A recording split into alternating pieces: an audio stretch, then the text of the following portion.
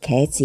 廣東人會叫佢做矮瓜，其實佢好有益㗎。以前覺得煮茄子一定要用好多油先至煮得好食，最近我學識咗一個方法，幾乎唔使用油都可以將矮瓜煮得好入味㗎。今次我揀咗呢啲細細條嘅短矮瓜，先將佢清洗乾淨，